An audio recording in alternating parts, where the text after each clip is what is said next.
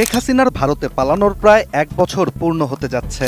কার্যক্রম নিষিদ্ধ আওয়ামী লীগ বর্তমানে এক অদ্ভুত দ্বন্দ্বময় বাস্তবতার সামনে দাঁড়িয়ে, যার ফলে ভার্চুয়াল জগতে বেঁচে থাকার আপ্রাণ চেষ্টা চালাচ্ছে জুলাই অভ্যুত্থানে ক্ষমতাচ্যুত হওয়া আওয়ামী লীগ। কিন্তু ডিজিটাল যে প্ল্যাটফর্মে দলটি ভরসা করেছিল, সেই টেলিগ্রাম এখন তাদের জন্যই হয়ে উঠেছে সন্দেহ, বিভ্রান্তি আর বিপদের উৎস। বাংলাদেশে একসময় ক্ষমতাশীল রাজনৈতিক সংগঠনটি এখন কার্যত ছিন্নমূল।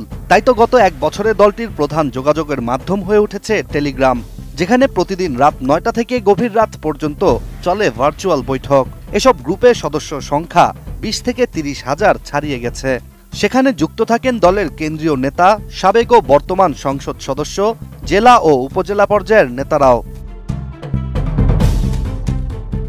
ভারতের স্থানীয় গণমাধ্যম নিউজ ১৮-এর একটি প্রতিবেদন থেকে জানা যায়, এবার দলটির ভেতর থেকেই উঠে আসছে ভয়াবহ অভিযোগ, যেখানে দলের সভাপতি শেখ হাসিনার সাথে কথা বলার সুযোগ পাওয়া নিয়েই চলছে অর্থ বাণিজ্য।